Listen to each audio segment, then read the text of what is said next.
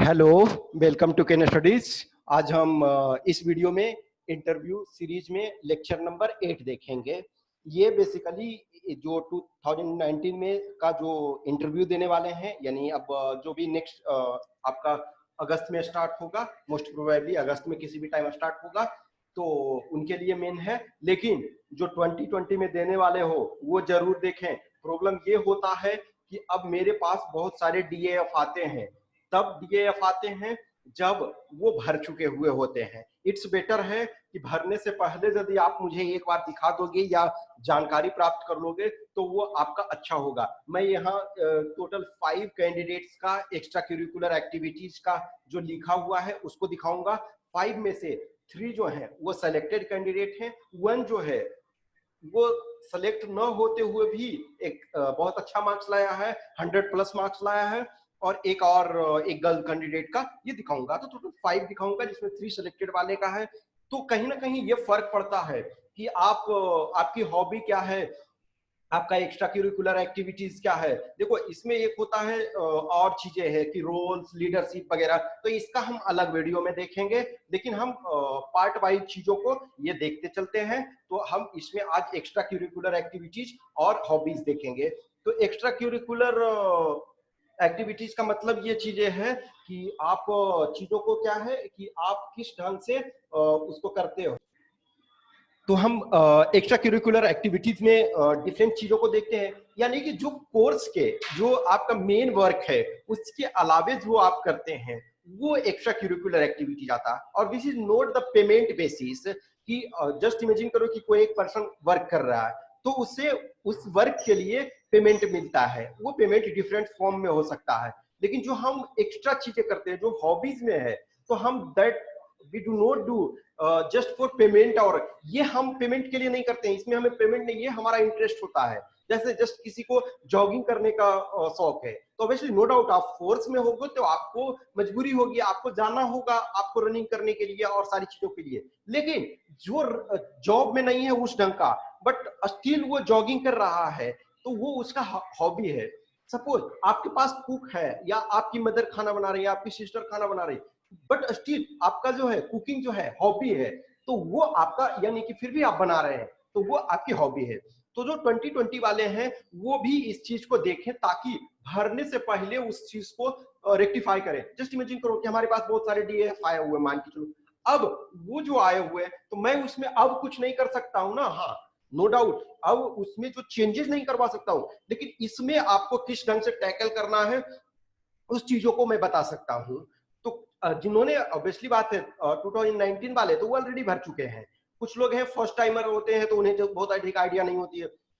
लेकिन आप लोग जो है अब 2020 में जो दे रहे हैं तो उनको प्रॉपर पता है उस चीज को। यदि देखते हैं तो जब भी आप रिटेन क्वालिफाई करोगे तो पहले ही उस चीज को करोगे। अब जो इंटरव्यू का डेट का जो भी है, क्योंकि अब तक जो है आपके लिए 2019 का जो सिविल सर्विसेज का है उसका इंटरव्यू जो है वो 20 जुलाई से स्टार्ट होकर के 30 जुलाई तक हो रहा है। यानी कि मोर और लेस जो है 60 to 70 के आसपास कैंडिडेट डेली ले रहे हैं। किसी दिन 65 कैंडिडेट्स, किसी दिन 68 कैंडिडेट डिपेंडिंग ऑन।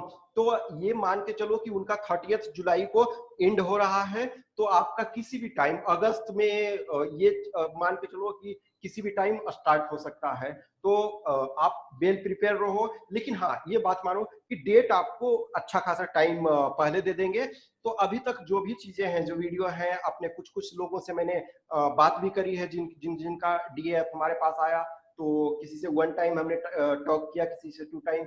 और जब डेट प्रॉपर फाइनल आ जाएगा तो हम प्रॉपर आपका मॉक इंटरव्यू जो भी है वो हम कंडक्ट करवाएंगे। तो आप अपना चीजों को वर्क करते रहो। लेकिन मोस्ट प्रोबेबली किसी भी टाइम 10th के बाद अब आशा है 10th के बाद किसी भी टाइम 10 अगस्त के बाद स्टार्ट हो जाना चाहिए। देखो जो आपका ये है ऑब्वियसली इस चीज को हमने ऑलरेडी डिस्कस कर दिया कि डेली करीब करीब वो 60 से 70 कैंडिडेट डिपेंडिंग ऑन, किसी दिन 65 68, और इनका 30th तक चल रहा है। तो आपका उसके बाद ही स्टार्ट हो सकता है अगस्त में किसी भी टाइम। ठीक है।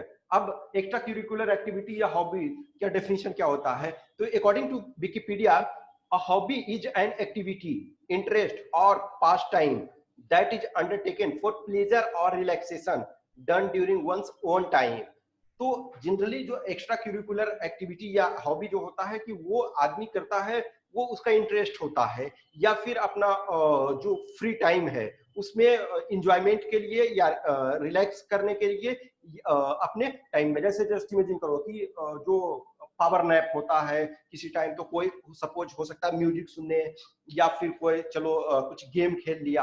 हाँ, प्रॉब्लम ये होता है कि समटाइम जो हॉबीज हॉबीज समटाइम जो होता है ना कि वो एडिक्शन में बदल जाता है, तो हम वो उस पार्ट पे कंसीडर नहीं करेंगे। जैसे किसी को गेम खेलने का हॉबी है, गेम खेलना, अब गेम खेलना उसका पागलपन हो जाता है, तो that is a bad thing. कि मान के चलो किसी को क्रिकेट खेलना है, तो क्रिकेट खेलना ठीक है, हमारे पास फ्री टाइम, जैसे स्कूल जा रहे हैं, कॉलेज जा रहे हैं, उसमें रेसेस टाइम जो मिलता है, बीच का जो टाइम मिलता है, तो उसमें वो खेले। या फिर दूसरा एक डेफिनेशन है, a hobby is a regular activity done for enjoyment, typically during one's leisure time, not professionally and not for pay। Just imagine करो कि आप एक कोई प्रोफेशनल क्रिकेटर है जैसे सचिन तेंदुलकर, तो सचिन तेंदुलकर के लिए वो हॉबी नहीं है, वो उसका प्रोफेशन है। या फिर कोई एक्टिंग कर रहा है, तो एक्टिंग उसका प्रोफेशन है, तो उसे हम हॉबी नहीं कहेंगे। यदि एक्टिंग, मान के चलो कि आप एक एम्प्लॉय हो, उसके बाद आप स्कूल, कॉलेज या फिर ऑर्गेनाइजेशन में आप प्ले कर रहे हो, तब वो आपका हॉबी हुआ। किसी को म्यूजिक, तो अब ए आर रहमान ये नहीं कह सकता कि म्यूजिक हमारा हॉबी है, वो उसका प्रोफेशन है। एक पेंटर है, तो वो पेंटर यदि उसका प्रोफेशन है, तब वो उसकी हॉबी नहीं हुई।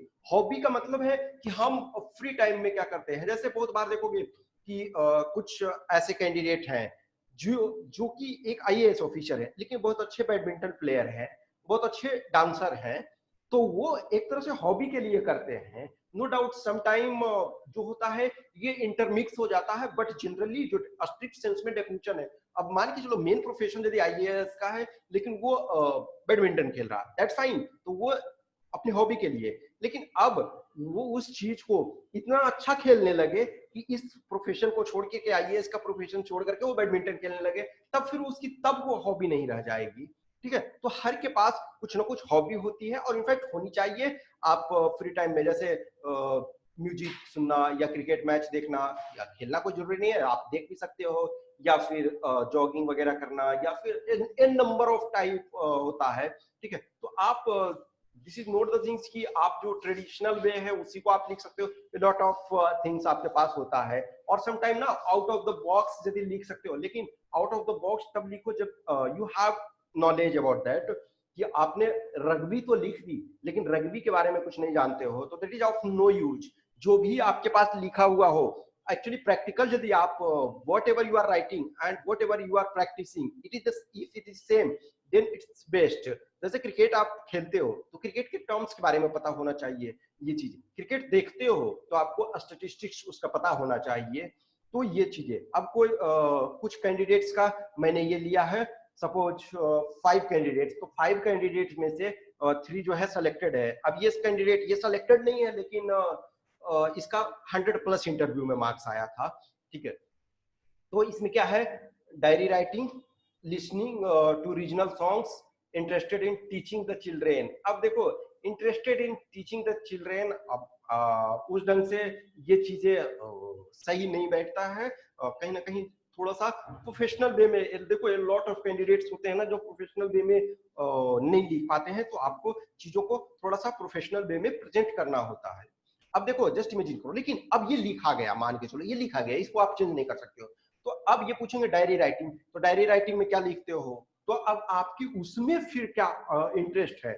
कि एक तो होता है ना कि हम अपने पर्सनल लाइफ में, तो पर्सनल लाइफ में आप ऐसे नहीं हो कि प्राइम मिनिस्टर नहीं हो कि हम इस कंट्री में गए और वो गए। तो जनरली आपके आसपास की जो चीजें हो रही है, जो कुछ चीजें आपके लाइफ से उसका रिलेवेंस है, या आपने या तो देखो डेली का डेली, अब आप उतने बड़े पर्सन नहीं हो कि आप डेली डेली कुछ ना कुछ एक्टिविटी में पार्टिसिपेट करोगे, लेकिन आप जो कुछ चीजें ऑब्जर्व कर रहे हो, कुछ चीजें देख रहे हो, कहीं किसी मीटिंग में गए, कहीं किसी ऑर्गेनाइजेशन में गए, कहीं किसी कॉन्फ्रेंस में गए, तो वो सारी चीजें, या फिर न्यू चीजें कुछ सीखने को मिला, तो उस टाइप की चीजों को अब इसमें आप ये कर सकते हो। तो उसमें अब लिसनिंग टू रीजनल सॉन्ग्स, तो लिसनिंग टू रीजनल सॉन्ग्स यदि आप बोलते हो तो जिस भी रीजनल लैंग्वेज में आप सॉन्ग सुनते हो तो उसके बारे में ऑब्वियसली है वो उसके कुछ सॉन्ग्स हो तो उसके कुछ दो चार कपलेट आपको ध्यान होना चाहिए कि लास्ट सबसे अच्छा उसमें से कौन लगता है, तो ये आपको ध्यान होना चाहिए। या फिर उस जो suppose folk song, obviously regional songs को फोक सॉन्ग्स बोलते हैं, तो मान के चलो फोक सॉन्ग्स है तो उसमें से जो लोकगीत बोलते हैं तो उसमें से कुछ जो सिंगर हैं जो राइटर हैं उसके, तो कुछ उसका नाम जानो, सिंगर का एटलीस्ट जानो, राइटर का नहीं। अब उस सिंगर में से कुछ तीन चार ऐसे हो जिसका कि आप ज्यादा सुनते हो तो उसके दो चार अपना ये करके रखो, ठीक है ना। अब ये चीजें interested in teaching the children, तो टीचिंग द यहाँ ऑब्वियसली नहीं यूज नहीं होगा, तो इंटरेस्टेड इन टीचिंग चिल्ड्रेन जो चल सही है ये करके। लेकिन तो उसमें ये बोलोगे कि सपोज हम जहाँ आसपास में रहते हैं तो हम मान के चलो कि मेरे पास जब टाइम होता है या फिर संडे को या फिर कुछ अदर हॉलीडे वगैरह रहता है जब बच्चों को स्कूल नहीं होती है तो हम उस समय उन्हें थोड़ा थोड़ा कुछ चीजें सिखाते हैं। अब ये देखो ये सिलेक्टेड कैंडिडेट का है, ठीक है, तो ये है कबड्डी प्लेइंग और ट्रैवलिंग, ट्रैवलिंग भी ये गलत है लिखा हुआ, ठीक है ना, TRAVELLING होता है। This small thing you should take care. एक तो आपने कबड्डी प्लेइंग लिखा और ट्रैवलिंग, ऑब्वियसली नो डाउट ये बंदा सिलेक्टेड है, ठीक है ना, तो ही सिलेक्टेड तो नो इशू, सिलेक्टेड तो आपका नो इशू, आप उस चीज को एक्सप्लेन करो। अब यहाँ कबड्डी प्लेइंग और ट्रैवलिंग, अब ट्रैवलिंग का मतलब ये चीजें नहीं होता है, जैसे देखो या तो कुछ स्पेसिफिक लिख सकते हो कि ट्रैवलिंग में है कि मान के चलो कि हाइकिंग या फिर माउंटेन क्लाइंबिंग या फिर डिफरेंट प्लेसेस या रिलीजियस प्लेसेस या फिर हिस्टोरिकल प्लेसेस उस टाइप का, तो या फिर चलो वहाँ इंटरव्यू में पूछेंगे तो you have to explain the things. ये भी देखो ये भी सिलेक्टेड कैंडिडेट, ये दोनों आपके हैं, ठीक है, ये भी सिलेक्टेड है ये भी सिलेक्टेड है। तो ये फर्स्ट में वॉचिंग RSTV, एक तरह से ना वॉचिंग RSTV कहीं ना कहीं जो है ये मेनली आप प्रिपरेशन के ड्यूरेशन में वॉचिंग RSTV को हॉबी नहीं कर सकते हो, क्योंकि जो RSTV है उसके बहुत सारे जो प्रोग्राम है वो आपके स्टडी से रिलेटेड है, वो कहीं ना कहीं चीजें जो है वो आपका कोर्स से संबंधित है बहुत सारी। तो चलो एनीवे कोई इशू नहीं है क्योंकि ये भी सिलेक्टेड कैंडिडेट है ये भी सिलेक्टेड कैंडिडेट है। तो watching RSTV, cooking, cooking obviously है। अब कुकिंग में आप इसको टर्म्स को क्यूलिनरी एक्टिविटीज लिखोगे तो सही है। अब इसमें से ये पूछ देंगे कि क्या पका रहे हो या फिर कोई वेजिटेबल्स वगैरह को बताए, ऑब्वियसली वहां पकवाने नहीं लगेंगे, लेकिन दे विल आस्क कि इसमें क्या होता है। अब आप कुकिंग लिख दिए हो और धनिया और जीरा में अंतर नहीं समझ रहे हो तो वो इशू होता। फिर हेल्पिंग अदर्स, तो हेल्पिंग अदर्स में आपको ये सब जरूर पूछेंगे कि क्या हेल्प किया या जो भी चीजें हैं। Running and physical, running and physical obviously तो इसको आपको एक्सप्लेन करना होगा। नेक्स्ट है ये भी सिलेक्टेड एक कैंडिडेट है, तो ये एंकरिंग, तो एंकरिंग में ऑब्वियसली बात है कि आपको यू हैव टू एक्सप्लेन कि where you did anchoring, in which organization, at which level, इधर देखो जो जॉब में, जैसे ये बंदा जो ऑलरेडी जॉब में था तो इसके पास हाँ नो डाउट 6-7 इयर्स का वर्क एक्स है, तो ऑब्वियसली आप जिस ऑर्गेनाइजेशन में वर्क कर रहे हो वहाँ आपने एंकरिंग करी या फिर अपने कॉलेज में करी या किसी ऑर्गेनाइजेशन में या फिर गांव वगैरह में ड्रामा या उस टाइप का एंकरिंग की। या तो यहाँ फिर नेक्स्ट है live commentary of volleyball and tug of war, तो वॉलीबॉल और टग ऑफ वॉर तो ये भी कहाँ की है, तो एक्चुअली ये डिफेंस में ये बंदा जॉब ऑलरेडी कर रहा था, तो that is easy for explaining. और डायरी राइटिंग, तो ये भी देखो डायरी राइटिंग एक और बंदे में कॉमन था। ये है non selected candidate but a girl candidate, तो हमने सोचा चलो इट्स बेटर है कि ऑब्वियसली रिटन क्वालिफाई है, तभी जिनका भी यहाँ है तो वो एटलीस्ट रिटन क्वालिफाई है। तो ये इनका है जॉगिंग, मेडिटेशन, वॉचिंग मूवी। तो अब देखो वॉचिंग मूवी वगैरह भी होता है कि एक ब्रॉड टर्म आ जाता है, तो कहीं ना कहीं चलो आप स्पेस छोड़ते हो एक तरह से कि वो एक्सप्लेन करने के लिए कि चलो हाँ हम ये चीजें एक्सप्लेन करते हैं। अब देखो कहीं ना कहीं है कि जितने अच्छे बेटर तरीके से लिख सकते हो, अब देखो इस बंदे का भी इंटरव्यू में बहुत अच्छा मार्क्स मिला, ये तो ये सिलेक्टेड भी सिलेक्टेड है, ये इंटरव्यू में बहुत अच्छा मार्क्स मिला। तो कहीं ना कहीं देखोगे कंपेरेटिवली इसका अच्छा भी लिखा हुआ है एक तरह से, कि आपने जो भी है थोड़ा सा हट करके चीजें है कि आपने लाइव कमेंट्री करी है, ठीक है, और एंकरिंग करी है। तो इन सिंपल जैसे रनिंग और watching movie and all are common, ठीक है। तो अब इसका भी जैसे देखो, चलो जॉगिंग है, मेडिटेशन है, वॉचिंग मूवी, अब वो उसमें पूछेंगे विच टाइप ऑफ मूवी, या अब मूवी का बोले हो तो कुछ जो लेटेस्ट आपने मूवी देखी। अब ऑब्वियसली है आप वॉचिंग मूवी यदि हॉबी में लिखते हो और पूछते हैं कि लास्ट मूवी कब देखा है, तो बोलोगे 6 महीना पहले। तो ये आप यही प्रूव करता है कि आप सही नहीं बोल रहे हो, क्योंकि हॉबी का मतलब है आप उस चीज के लिए टाइम निकाल रहे हो, आप अपने टाइम में कर रहे हो उस चीज को। अब मूवी आपकी हॉबी है और आप मूवी 6 मंथ से देखे नहीं है, तो ये चीजें प्रूव करता है कि कहीं ना कहीं आप बस लिखने के पॉइंट ऑफ व्यू से लिखे हैं। तो कोई भी चीज जो भी आप लिखो तो उसमें आपका कुछ चीजें होनी चाहिए कि हाँ, ट्रूथ ट्रूथ फैक्टर होनी चाहिए, ठीक है।